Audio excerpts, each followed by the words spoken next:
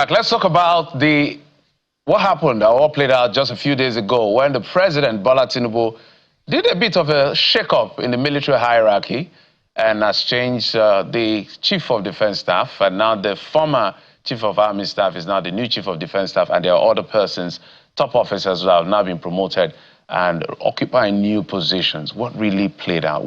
Because this started with the rumor about an alleged coup that failed and certain officers were being questioned. Well, the DHQ denied that there was no such thing. People have said their statement looks funny. Perhaps it really happened, but it failed. We do not know. They are the government, they know better. And not too long after, we saw that the president has changed the hierarchy of the military. So what is it that we're missing out here, and what does this portend for national security and the future of Nigeria? Well, the men will have answers, perhaps, are right here with us. Two security consultants. First is Kabiru Adamu, MD, Beacon Security and Intelligence Limited, and of course, Onyeka Adekoya is a security consultant, both joining us virtually. Gentlemen, we're glad you could join us this morning. Thank you so much for coming on the program. Thank you for having us. Good morning. Mr. Adamu, thank you for having us. Yeah, Mr. Adamu, let me start with you. I'd like to start with your characterization and interpretation of what has played out in the last 1 week within the military and the action of the federal government. Quite interesting, actually, Jeffrey. The changes were largely unexpected. That if you look at the metrics that point to the successes or not of security situation, we had started seeing indicators of success within the security space. In other words, one of the key measurements for success is the fatality rate. And as from May 2025, we had started seeing a dip. We started the year at about 1,000 deaths per month. It peaked at about 1,300 in April 2025. But then by September, ending September, it had dipped to about 580 thereabout. So clearly, it was improving. Now, the second thing is, of course, the most significant indicator of stability within the military establishment is their ability, as it were, to subject themselves to civilian oversight. And given what is happening within the Sahel region, the fact that about 4 countries at the moment are governed by military juntas, the fact that it could happen in Nigeria was something that was always out there. And then unfortunately, around 1st October, the news emerged that certain military personnel had been arrested and that it was tied to an attempt or a plan to commit or carry out a coup d'etat in Nigeria. And then, of course, the second indicator was the cancellation of the March parade on October 1st. Although the reasons given were not tied to that attempt, several reports, both open and classified, indicated that perhaps there was a connection between the two. And so when the change happened, of course, the charter continued that it was related to that military attempt. And then, of course, when you look at the personalities involved and then the new ones that have been appointed, it also pointed to the fact that perhaps the political class, especially the president in this instance, is attempting to strengthen loyalty, mainly because of the ethnic affinity involved here. The chief of defense staff, who was the former chief of army staff, is of course with the same ethnic affinity like the president. So that also emerged.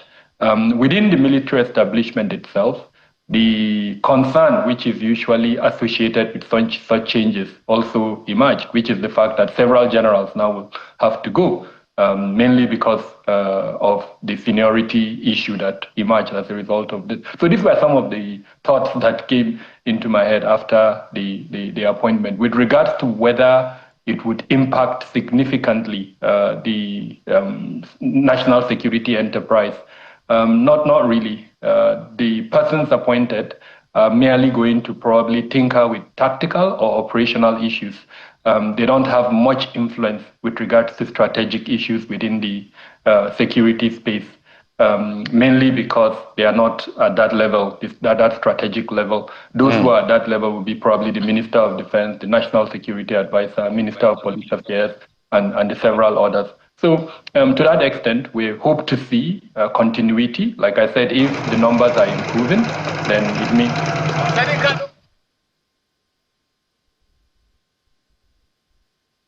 with the military establishment with regards to their welfare, with regards to equipment. Till date, as we're talking, Jeffrey, it pains me that our soldiers are still moving in light-skinned vehicles in the front line.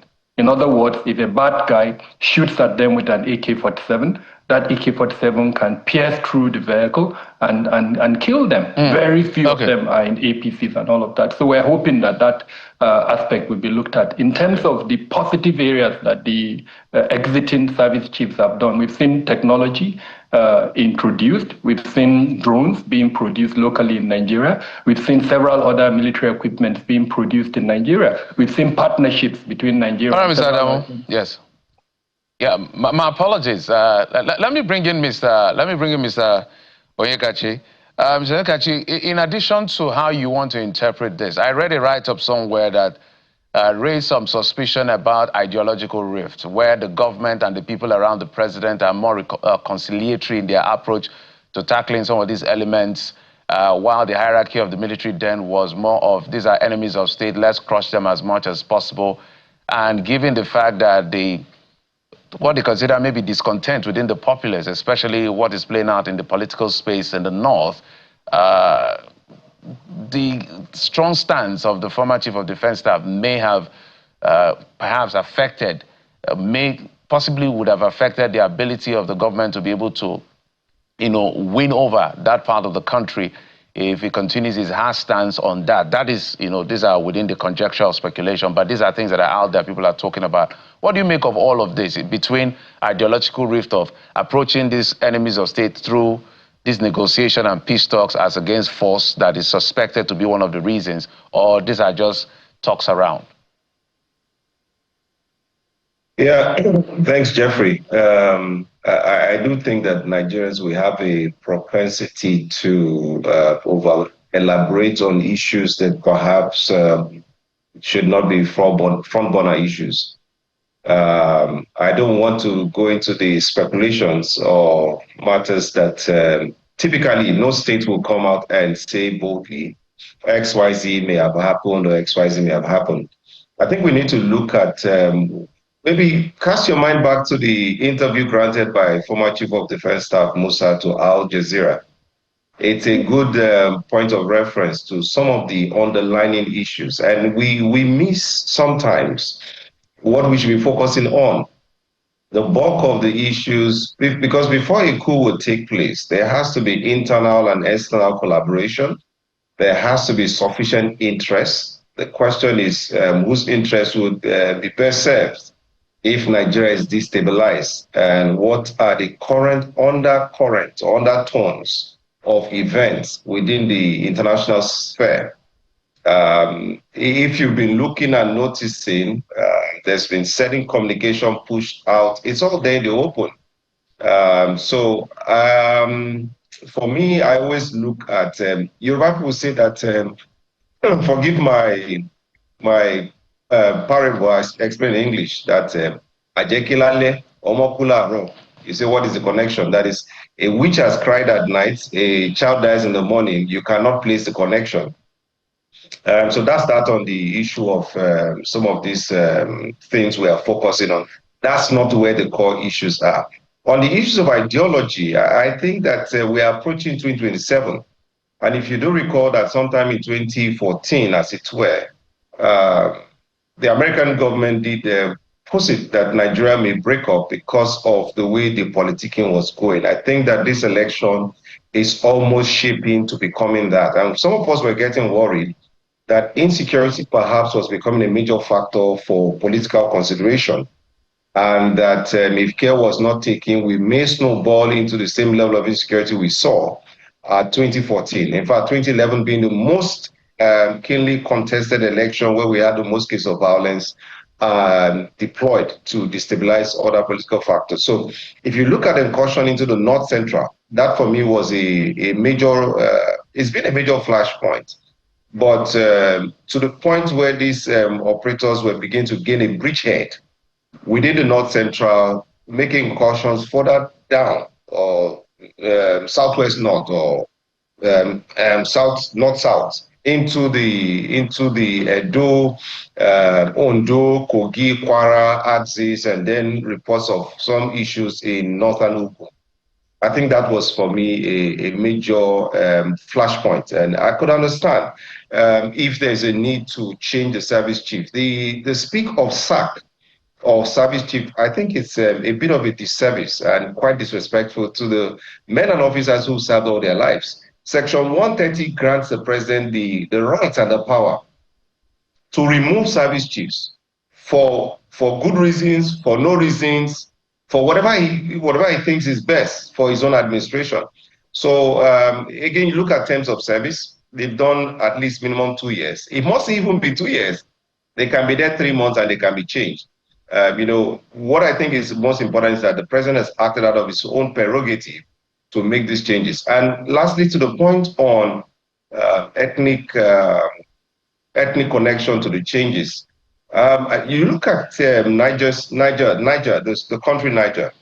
Basum, who was 5% Arab, had a chief of army staff who was 55% Hausa origin. When he was removed, the coup was called a popular coup. If we think that a coup is the reason for this change, then I think we need to look again. Because 2015 to 2021, then President Buhari had 100% Hausa Fulani heads of service chiefs, 100%.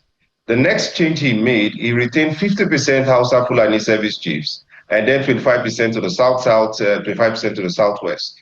And then he made his next change. So if this were to secure this administration, the chief of army staff, on a very clear point, is the most powerful. I need to be very nuanced because he's the one that has the men on the ground. The chief of army staff is where the weight really is. The chief of defense staff is just a policy strategy person. As Dr. Kabir Adamudi say, perhaps they can't think out so much of strategy, maybe just provide leadership and governance over the different arms. So if this were about protecting the administration, if I were president, I'll be very clear. The chief of army staff would be Yoruba, and heaven would not fall. And the chief of defense staff would also be Yoruba. But so for me, I think that if you look at the appointment, it's well balanced. Every geopolitical zone is represented for the first time in a long time, and there is balance. So I don't think that this is about regime protection, because the facts on the listing doesn't really support it. And if so, that the president feels that that is the way you should go, remember, he is the commander-in-chief of the armed forces. Section 130 gives him that power to determine the composition of service chiefs. So it's not about the ideology, though I do think that General Musa, I mean, kudos to him. He's very clear-eyed, very clear-minded, very thorough professional. Perhaps the problem in this Nigeria is that if you speak truth to power, and if you're a bit too frank, then you touch on the ego of people with small minds. General Musa, fine gentleman, made good progress. The stats are there. We're making good progress. The only problem was that North Central coming down south was becoming an issue. Even on the international space, you could see his foreign trips, his articulation, very clear. He's one of the few CDSs, for me, who speak, carry weight and carry depth. Even same thing with General Rabo. So again, you can see that these are all political issues. These are not the main issues. Right. The major issue is that Nigeria is currently undergoing a major transformation. Just yesterday, we were removed from the illicit trade bracket. You've seen the GDP numbers. You've seen our foreign reserve. You've seen the upward swing. Even in the FDI, the macroeconomic parameters are good. Let's take it to Nigeria is becoming Dr. more Kabiru healthy. now. Yes, sorry, go ahead. Yes, let's take it to Dr. Kabiru now. One discomforting thing about the appointment of new service chiefs is the event that preceded it, and many have talked about the explanation provided by the military about those alleged coup plotters, that there was nothing like a coup. Indeed, what happened was that they failed their military exams. That explanation has been said to be unacceptable. But if we weigh down against that, against a backdrop of, the past administration under which an alleged coup plot was also dismissed. Can we then begin to look, more closely at the military and ask if there are concerns of a disaffection with, the democratically elected government within the military? Dr. Damo, I'd like you to respond to this. No, definitely there are disaffections within the military, but whether those disaffections have, metastasized to a point where they would, allow or encourage officers who have sworn to protect the Constitution to now do contrary is what we are not sure. There are so many elements that come to play before a coup occurs. There is usually, a sponsor. In most instances, there are foreign, countries or individuals or interests that will be involved. So it's not just that grievance. There will be so many other components. And I must say, with all sense of responsibility, that we can never exclude the possibility of that within the Nigerian space for a lot of reasons. Like I mentioned earlier on, it is when you speak to our soldiers on the front line, there is a lot of grievance. A lot. I give you an example when I spoke about the fact that a significant number of them are still moving around in light-skinned vehicles that are not protected. They are feeding, their allowances, their rotation. And then, of course, if you also come to the headquarters, there are also a lot of grievances. What the former administration did in terms of elongating the service tenure of the then service chiefs has created a top-heavy hierarchy where the number of generals, if I'm right at the moment, we're speaking of about 300 generals in a military strength of about 250. So that is way above what should have been. And so there are grievances here and there. Sometimes appointments are not based on merit. Individuals are being posted to certain places and all of that. So again, those grievances are there. But for those grievances to move from grievances to an attempt to, do the very thing you've sworn you wouldn't do, so many other factors would come into play. And unfortunately, I don't think this is the space to discuss all of that. We also haven't seen any indicator to suggest that some of those factors have come together. Mr. Adekoya, in reaction to this, perhaps if you have alternative thoughts, but if you do a line, do you then see a disconnect of the democratically elected government? Perhaps they're insensitive to the needs, the grievances of the military. And doesn't that contrast over time with the aggregation of the huge budgets that have been allocated to defense? Bukola, I think that the mere fact that this matter of an alleged coup is what we have been discussing for the last 3-4 days, for me, suggests that we're giving oxygen to a matter that may be a non-issue. And the problem I have with foreign influence operations is that when you are under such an operation, you may not even know that, that's part of what you're doing. So I think that we need to very quickly drop this non-issue. There's a non-issue really on this matter of alleged coup or grievance. There's grievance. Even you in Channels Television, I'm not sure you are happy with your pay and your total take-home package. Even in my office, we have over 2,000 staff. I'm sure that 1 or 2 people would be wishing and wanting more. So those are non-issues, really. Every organization will face 1 or 2 or 3 of those issues. Remember, I keep saying that Nigeria is like a man who has 37 wives and doesn't have the wherewithal to take care of those 37 wives and their children and run the household. So there are issues of resource. And quite frankly, there's an opinion piece I'm putting out, I think today to Wednesday, to talk about the fact that we should look again at the Constitution, the devolution of powers. We're sounding like a broken record. Imagine what we've been talking about. We're talking about the military. Nigeria has over 20-something agencies responsible for security. The military has only one fraction of its responsibility that has to do with internal security, and that's in the pursuit and support of the lead agencies for internal security. How can we be discussing in a democracy issues of internal security and we're wrapping our heads around solely the military? It shows you that fundamentally there's a big seated problem. Somebody once asked, what impetus will the new service chiefs bring? What will change? And my answer is nothing. When these new service chiefs were brought on board, I was very clear in saying that the issues are beyond the decorated officers who we tasked with leading those agencies. Kabir Adamu has mentioned issues of equipment. I mean, DICON is supposed to produce munitions for the Nigerian army and the Nigerian military.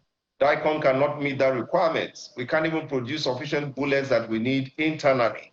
You are talking about inefficiencies in security. Yes, that's because everybody gives the governors a free pass. But every state has a state security vote. There's been the DSS report of an alleged operation by ISWAP in Ondo. Yes, we had a similar case sometime in 3 years ago, I think it's 2022, when there was an Owata on a church, and then they said it was DSS. They said it was ISWAP. Now that that alert has come up, what is the state government going to be doing? What conversations will they be having at the State Security Council? So what initiatives, what will be happening? These service chiefs can't do nothing beyond, the usual things they are doing. The military has operation in over 30 states. How much can they really do? And, myself and Kabir were at a symposium in Abuja where we were joking. I was joking and saying, listen, the military needs the police more than the police needs the military, and the police needs the military. And then even every one of us in private security, we need one another because it's one big security industry, whether public or private sector. One arm of this sector cannot do it alone. So if the issues here are issues of insecurity, all right. What is this? Sorry, let me just land on this point. Okay. The elements we are fighting want to create a state within a state. So there's an insurgent element in it. The military can confront that. There's a terrorism element. The police should be able to deal with that. There's transnational crime. There's Interpol. There's police. So there are there's even the DSS. There's the NIA. There's the DMI. So there are other elements of force that we have that should be able to deal with these issues beyond the military. So I'm saying, my point is, we should be mindful of the conversations we are having. Perhaps there's always an operation somewhere. Perhaps these are the conversations they want us to have to create a sense of instability. Yeah, go ahead, sorry. My sincere apologies. I thought you were done. Not as if nobody wants coup. So for the record, we're not in support of any coup. But if there's something that almost shook up our system, we will talk about it. So that there is nothing nothing. Happen. There is nothing. Mr. Adekoya, you don't know everything, so just calm down first. It's a conversation that we're having. There were rumors about some people wanting to upset what we've suffered to build, and we heard that those were being questioned. The DHQ has come to say no, it's not true. So we stay with the DHQ, but we cannot lose sight that this is the sub-Saharan Africa, and we know things can play out. Whether it's external or internal, it's none of our business. Our job is to protect that. Let's just say that we cannot discuss certain things. Yes, of course. That's why I'm saying let's not totally dismiss things. Of course, we can't mainstream everything here because it's security issues. So it's important we're sensitive to all of this. But let me take your last thought on Dr. Adamu and Mr. Adekoya. 1 minute each. If we, going forward as a people, and looking at the military, what exactly should we be focusing on to make sure that these men who have done their best to offer their lives, because that's why I say the military, the police, and all of these guys, offer their lives to secure us and preserve our sovereignty. What can we do to ensure that, yes, we may not satisfy everything, to make sure that they perform optimally? If you can give like 3 bullet points, Mr. Adamu and Mr. Kabiru, Mr. Adekoya. Let me start with Dr. Adamu. All right, thank you. In simple terms, allow them to remain professional. I'm not a kid. I don't want to, pretend that I'm not aware there is a political angle to appointments and there is a political angle to expectations from, all the elements. There are 29 ministries, departments, and agencies that are involved in security, and each of them has a mandate. In the case of the military, the mandate is spelled out in Section 217 of our Constitution. So allow them to remain professional and on their side too, and this is a call to these new service chiefs, do everything possible to remain professional and don't get involved in the political activities that are ongoing on. Because at the end of the day, it is the institution that matters. If you ridicule the institution, that is what history would remember you. And we're remembering C.G. Musa for his professionalism, for the legacy that he has left behind. Thank you so much, Dr. Adamu. Mr. Adekoya, so your last take. I like the last word that Dr. Adamu used, so that we don't ridicule this institution. That's what we're here to protect. No, for me, I'd like to thank the outgoing service chiefs for their service. Welcome them also to the private security industry. Security is one space where you never go out of value. I'm wishing them the best of endeavors. I do wish the new service chiefs all the best, and I ask Nigerians to join hands in the effort to protect our democracy, to provide support, to speak to the people we put in the House of Representatives and the Senate to ensure that our fighting men, wherever they may be, are given the best of support, best of equipment. And we pray the best of outcomes for Nigeria, always. Gentlemen, I must thank you both so much. Quite intelligent take you brought to the fore. And I wanted your advice to politicians, but Dr. Adamu has done that. Let politicians leave our security architecture as much as possible. However that is interpreted, I'm sure both of you understand, as we can't speak everything on TV. But I must thank you, Dr. Kabiru Adamu, MD Beacon Security and Intelligence Limited, as well as Mr. Adekoya. Thank you so much, security consultant as well. Thank you, gentlemen. We appreciate it. We'll call you back again for another conversation, as you know. Thank you. Thank you.